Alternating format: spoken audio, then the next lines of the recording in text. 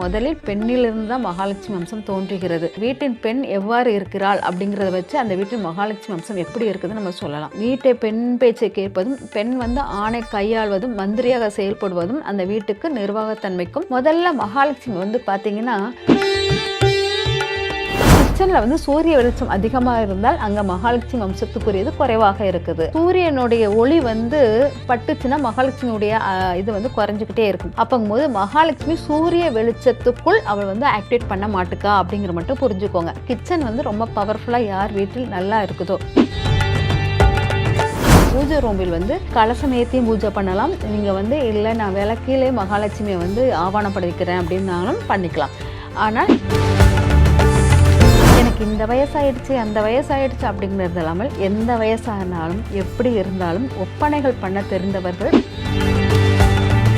உடைகளில் நறுமணமும் நல்ல உடைகள் உடுத்துவது, அது அலங்காரம் ஓவராகவும் இருக்கக்கூடாது. ஓவராக இருந்தால் அது குடும்பத்துக்கு ஆகாது. எப்பொழுதும் சிரித்த முகத்துடன் வர்றவங்களை எல்லாம் இன்முகத்துடன் வரவேற்பதும்.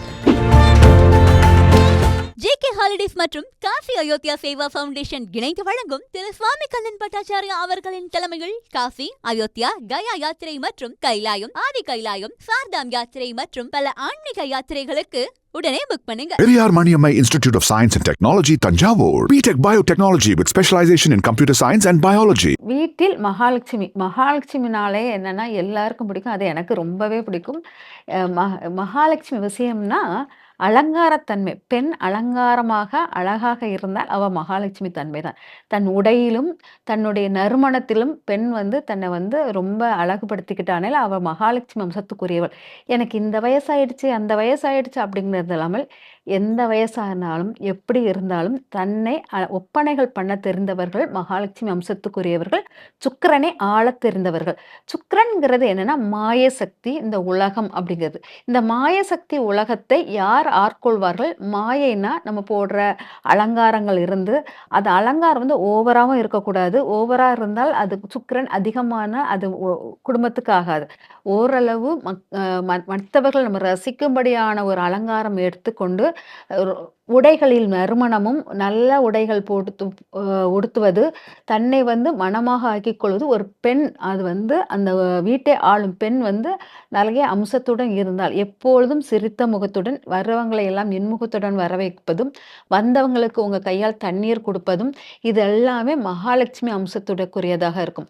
தலையில் பூ ஆடாமல் எப்போவுமே வச்சுக்கிறணும். பூக்கள் தலையில் எப்பவும் நிரம்ப இருக்கணும். மஞ்சள் முகத்துடன் இருப்பதும், நெற்றியில் தெரிகிற மாதிரி பொட்டு வைத்து இன்முகத்துடன் இருக்கும் அனைவரும் மகாலட்சுமி அம்சம்.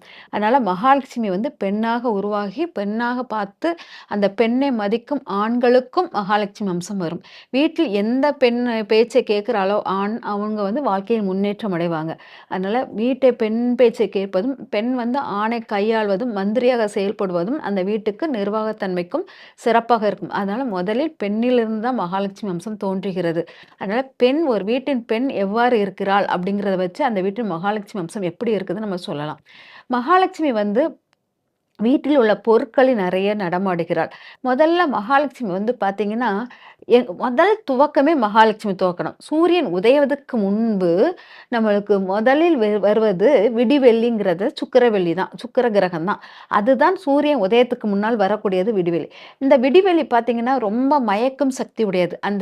அந்த விடியுடைய வெளிச்சமும் சரி, அதில் அந்த விடிவெளி வெளிச்சத்தை பார்த்தோன்னே பறவைகள் எல்லாம் ரெங்காரம் விடும், நல்ல கத்தும் கூவும் எல்லாம் பண்ணும். அந்த விடிவெளியை பார்த்து அவ்வளோ சந்தோஷம் மேற்கொள்ளும். அவ்வளோ பவர்ஃபுல்லானது அது சுக்கிரன். அப்போ சுக்கிரனை வசியப்படுத்தும் முதல் ஓசை என்னென்னா பறவைகளின் ஓசை தான் மிக முக்கியமான ஓசை. அதனால் காலையில் பறவைகளின் ஓசையை கேட்பது மிக சிறப்பாக இருக்கும்.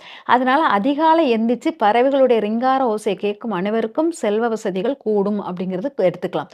அதுக்கப்புறம் அந்த விடிவெள்ளி சமயத்தில் அதனுடைய வெளிச்சத்தில் நம்ம என்ன கேட்குறோமோ, அதாவது அதிகாலை விடிவெள்ளி தொடங்குறது என்னன்னா குயில்கள் ரிங்காரம் இடும்போது அந்த வெளிச்சத்த பார்த்த உடனே குயில்களும், மயில்களும் எல்லாமே சவுண்ட் குடுக்கும்.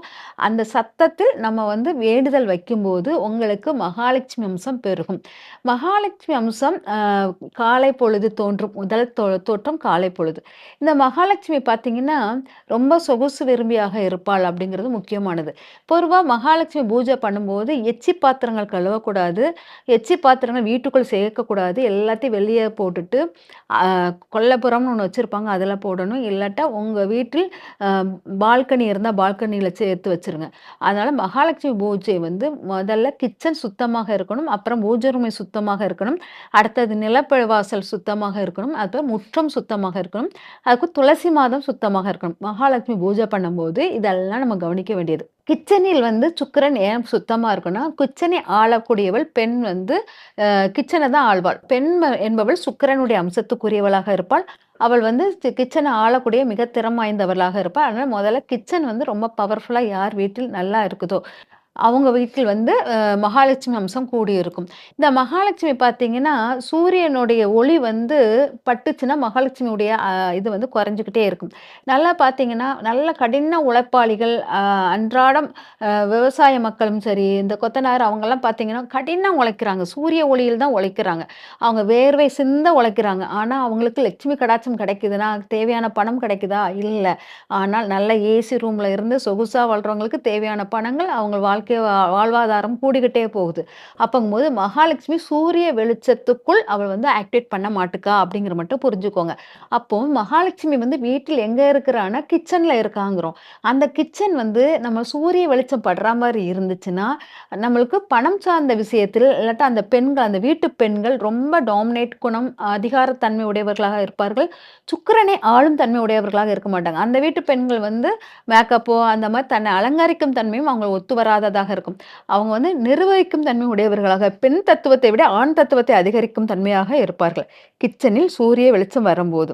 அதனால கிச்சன்ல வந்து சூரிய வெளிச்சம் அதிகமா இருந்தால் அங்க மகாலட்சுமி அம்சத்துக்குரியது குறைவாக இருக்குது அப்படிங்கிறத எடுத்துக்கலாம். அதே மாரி மகாலட்சுமி வந்து வீற்று முற்றத்தில் இருக்கிறாள் அப்படிங்கிறது முக்கியமானது. வீற்று முற்றத்தில் காலையில் சூரிய ஒளி படும்போது நம்ம வந்து கோலம் போட்டுறணும். அந்த கோலத்துடன் சூரிய ஒளியுடன் அந்த கோலத்துடன் அவ ஆக்டிவேட் ஆவா. அதனால தான் நம்ம வந்து சாணிய வச்சு தெளிச்சு, சாணியில் அதாவது மாட்டு சாணத்தில் இருப்பாள் அப்படிம்பாங்க.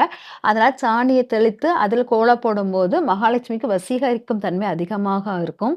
அதனால அந்த மாரி பண்ணுவாங்க. நம்மளால இப்ப மாட்டு சாணி அது மாரி இருக்க முடியலனால, சில பேர் மஞ்சள் வச்சு அந்த சுஸ்திக் போட்டுட்டு, அதுக்கப்புறம் கோலம் போட்டீங்கன்னா மிக சிறப்பா இருக்கும். சுஸ்திக் கால்ல படாத மாரி, நல்ல ஓரத்தில முத்தத்தில் ஓரத்தில் வந்து ஒரு ஓரமா போட்டுட்டு, அதுக்கப்புறம் நீங்க கோலம் போட்டீங்கன்னா, அது ரொம்ப பவர்ஃபுல்லா இருக்கும். இது மகாலட்சுமி அம்சத்துக்கு இருக்கு. ரொம்ப சிறப்பாக இருக்கும். அடுத்தால பார்த்தீங்கன்னா, அ துளசி மாடம். துளசி மாடத்தில் நல்லா பூத்து இருந்த துளசி மாடமாக இருந்தால், மகாலட்சுமி பூஜை பண்ணும்போது துளசி மாடத்துக்கு 2 பூ வச்சுட்டு, அதில் வந்து ஏதாச்சும் ஒரு துணி நல்ல கலர் துணியே நல்ல அலங்கார துணியாக இருந்தால், அந்த அந்த மாடத்துக்கு கட்டி விட்டுட்டு, அந்த துளசி மாடத்துக்கு கட்டி விட்டுட்டு, 2 வளையலும் வைத்து, அந்த மகாலட்சுமி பூஜை பண்ணும்போது, அந்த துளசி மாடத்த இப்படி பார்த்துக்கணும். அடுத்தால பார்த்தீங்கன்னா, உங்களுடைய பூஜை ரூம். பூஜை ரூமில் வந்து கலசம் ஏத்தியும் பூஜை பண்ணலாம். நீங்க வந்து இல்ல நான் விளக்கிலே மகாலட்சுமிய வந்து ஆவானப்படுத்திக்கிறேன் அப்படின்னாலும் பண்ணிக்கலாம். ஆனால் நான் கலசம் வச்சு பூஜை பண்ணா 2 கலசமாக எடுத்துக்கோங்க. ஒரு கலசத்தில் வந்து தேங்காய் வைத்து கலசம் ஏற்படுத்துங்க. இன்னொரு கலசம் வந்து என்னன்னா, தண்ணீர் நிரப்பி நல்ல பன்னீர் போட்ட தண்ணீரை நிரப்பி அதில் நல்ல தாமரை பூவை வந்து மலர்ந்த தாமரை பூவை எடுத்துக்கோங்க விரித்து, அதனுள் ரூ. 5 காயின வைத்து, அந்த தாமரையை இந்த பன்னீர் ஊத்தி வைத்த கலசத்தில் வைக்கணும். வச்சுட்டு அதுக்கு எல்லாத்துக்கும் அலங்காரம் பண்ணுங்க. அந்த 2 கலசத்துக்கும் அலங்காரம் பண்ணுங்கள்.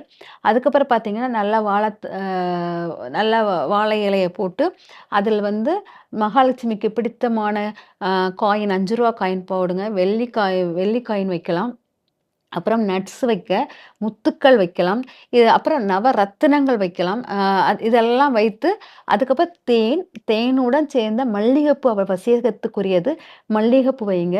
இதெல்லாம் வைத்து அலங்காரம் பண்ணுங்க. அலங்காரம் பண்ணிட்டு 2 குத்து விளக்கு 2 கலசத்துக்கு பக்கத்தில் 2 குத்து விளக்கு அந்த பக்கமும், இந்த பக்கமும் ஏத்திக்கோங்க. ஏத்திட்டு, அதுக்கப்புறம் நீங்க வந்து பூஜைய ஆரம்பிக்கலாம்.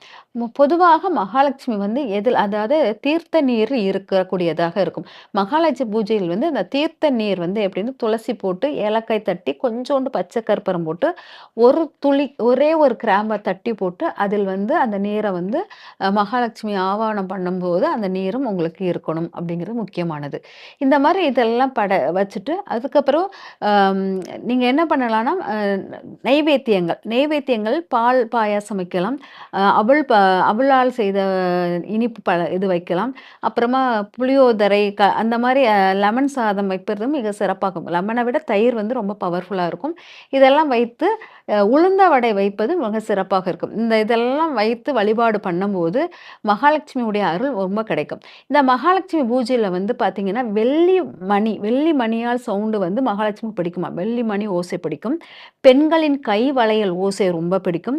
பெண்களின் கால் கொலுசு ஓசை ரொம்ப பிடிக்கும்.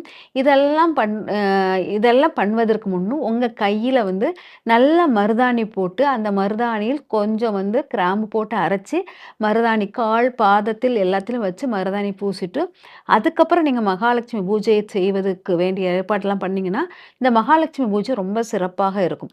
இந்த மகாலட்சுமி பூஜை வந்து பார்த்தீங்கன்னா, நீங்க வ எந்த மொழியில் இப்ப வந்து சான்ஸ்கிரிட்ல தான் பேசணும், சொல்லணும், மந்திரம் சொல்லணும் அப்படிலாம் இல்ல. நம்ம உடல் வாங்கும் காற்றுக்கு தக்கன தான் நம்மளுக்கு ஒளியின் தத்துவத்தை அமைத்து குடுத்திருக்கார் கடவுள். அதுதான் நம்ம தாய்மொழியாக அமைஞ்சிருக்கு. அப்ப நம்மளுக்கு எந்த மொழி நம்ம உடலுக்கு ஏற்றது அப்படிங்கிறதை கடவுளே நிர்ணயம் பண்ணி நம்மளுடைய இந்த உடலுக்கு இந்த காற்றுக்கு இந்த ஒளி கரெக்ட்டா இருக்கும்னு சொல்லிட்டு நம்மளுக்கு ஒரு மொழிய குடுத்திருக்காருன்னா, அந்த மொழி கடவுளுக்கு தெரிந்த மொழியாக தான் இருக்கும். நீங்க எந்த மொழி தெரிகிறதோ, அந்த மொழியில் கடவுள்கிட்ட வேண்டுதல் வைத்தாலே போதும். அந்த வேண்டுதல் கடவுளுக்கு கண்டிப்பாக கேட்கும். அதனால முதலில் கடவுள்கிட்ட வந்து லட்சுமி வழிபாடில் வந்து எந்த கடவுள வேண்டுனாலும் பார்த்தீங்கன்னா, அவங்கள வர்ணனை பண்ணுவது ரொம்ப பிடிக்கும். கடவுளை என்னைக்குமே டைரக்ட்டா வந்து எனக்கு இத குடு, அத குடுன்னு கேட்காமல், அவ போட்டிருக்க ட்ரெஸ்ஸுலேருந்து, அவளுடைய கண்ணு, அவ அலங்காரத்தை வந்து எவ்வளோ நீங்க வர்ணிக்கிறீங்களோ, அவளுக்கு அவள் மயங்குவா. ஒரு சாதாரண மனுஷனே நம்ம வந்து அவ்வளோ ஈஸியா வந்து இது பண்ண மாட்டோம். அப்போ கடவுளை நீங்க பார்த்தீங்கன்னா, நெறைய மகான்கள், சித்தர்கள் எல்லாரும் பார்த்தீங்கன்னா, கடவுளை வர்ணித்துக் கொண்டே இருப்பார். அந்த வர்ணனையில் மயங்கிக் கொண்டே இருப்பார் கடவுள். அதனால உங்களுடைய கடவுள் வந்து மயக்கத்தில் நல்ல உங்களுடைய பேச்சில் மயங்கணும்னா, உங்களுடைய மொழியில் அவர வர்ணிக்க தெரிஞ்சுக்கோங்க. உங்களுக்கு எந்த தெரியுதோ, "நீ அழகா சிரிக்கிற, கண் அழகா இருக்கு" அப்படிங்கிற மாரி, "எனக்கு நீ என் வீட்டுக்குள்ள வந்துரு." ஏதோ உங்களுக்கு எப்படி தோணுதோ அப்படியே அவர வர்ணிங்க. வர்ணிச்சு அதில மெய்மறந்து நீங்களும் இருந்து அவளும் இருக்கும்போது, உங்கள் வரங்களை கேட்கும்போது, உங்களுக்கு அது கிடைக்கும் அந்த வரம். அதனால வர்ணனையுடன் நீங்க வந்து உங்க பூஜைய தொடங்கணும். அதுக்கப்புறம் பார்த்தீங்கன்னா, நீங்க வந்து அந்த ரூ. 5 காயின் 108 காயின் எடுத்து வச்சுக்கோங்க. முத்து 108 முத்து எடுத்துக்கோங்க. இல்ல 1 முத்து 2 முத்து இருந்தா கூட பரவால்ல. ஆனா முத்து வச்சுக்கோங்க. அப்புறம் தேனும் ரொம்ப முக்கியமானது. அப்புறம் பால், தயிர் எது வேணாலும் அதில வச்சுக்கலாம். அதுக்கப்புறம் 108 காயினையும் ரூ. 5 காயினையும் ஓம் மகாலட்சுமியே நமகன்னு சொல்லிட்டு 108 தடவ நீங்க வந்து அடுத்த ஒரு பித்தள பாத்திரமோ, வெள்ளி பாத்திரத்திலயோ அது போடும்போது அந்த காயின் வந்து மோதும் சவுண்ட் வந்து மகாலட்சுமிக்கு ரொம்ப பிடிக்கும்.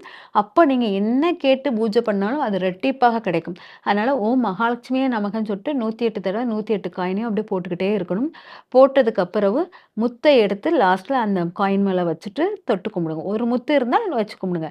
இல்ல 108 முத்து இருந்தால் அடுத்த இது வந்து 108 முத்தையும் வைத்து ஓம் மகாலட்சுமி நமகன்னு சொல்லிட்டு போடலாம்.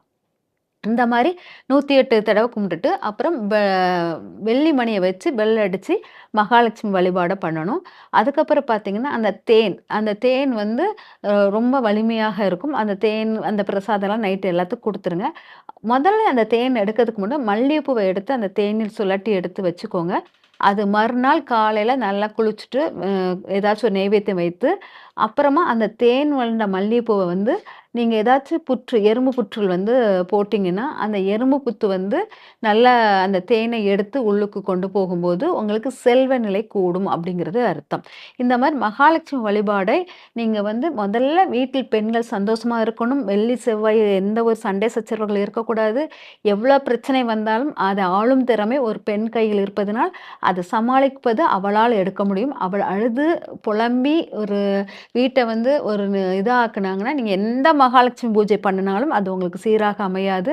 அதனால் பெண் வந்து எப்போதும் மன மகிழ்ச்சியுடன் நல்ல ஒரு பூஜை பண்ணும்போது நம்ம உடுத்துற உடையும், நம்மளுடைய மனமும் ரொம்ப முக்கியமானது. அதனால மகாலட்சுமி பூஜை பண்ணும்போது உங்க உடையில் நறுமணமும், உங்க தலையில் மணமுனிந்த பூக்கள வைத்து, அப்புறம் நல்ல முகம் களையுடன் நல்ல பொட்டு வச்சு திருநீர் பூசி, அதுக்கப்புறம் பூஜைகளை தொடங்குவது மிக சிறப்பாக இருக்கும். அதேபோல் உங்க கை நிறைய வளையல் போட்டுறணும். யாராச்சும் வந்தாங்க நீங்க பூஜையினுடைய ரொம்ப நல்லா அழகா பண்ணீங்கன்னா, உங்க வீட்டில் உங்கள அறியாமல் யாராச்சும் ஒரு பெண் வருவா. அவ தான் மகாலட்சுமி அம்சமாக இருப்பாள். அது எதிரியாக அந்த பெண் இருந்தா கூட, அவள் மகாலட்சுமியாக பாவிச்சு, அவளுக்கு வந்து நைவேத்தியங்கள் குடுத்து இது பண்ணணும். மகாலட்சுமி பூஜையை ரொம்ப பவர்ஃபுல்லா பண்ற பெண்களுக்கு கண்டிப்பாக நீங்க அழைக்காத ஏதாவது ஒரு பெண் வருவாங்க. அவங்கள வந்து மகாலட்சுமியாக பாவிச்சு, உட்கார வச்சு தண்ணி குடுத்து, மஞ்சள் குங்குமம்லாம் குடுத்து, நெய்வேத்தியம் குடுத்து பண்ணும்போது, உங்க மகாலட்சுமி பூஜை வந்து சிறப்பாக நிறைவாக இருக்கும். அனைவர் வீட்டிலும் செல்வ நிலையும், வளமும் பெறுவதற்கு வாழ்த்துக்கள். நன்றி, வணக்கம். ஜேகே ஹாலிடேஸ் மற்றும் காசி அயோத்தியா சேவா ஃபவுண்டேஷன் இணைந்து வழங்கும் திரு சுவாமி கண்ணன் பட்டாச்சாரியா அவர்களின் தலைமையில் காசி, அயோத்தியா, கயா யாத்திரை மற்றும் கைலாயம், ஆதி கைலாயம், சார்தாம் யாத்திரை மற்றும் பல ஆன்மீக யாத்திரைகளுக்கு உடனே புக் பண்ணுங்க. Periyar Maniammai Institute of Science and Technology, Tanjavur. BTech Biotechnology with specialization in computer science and biology.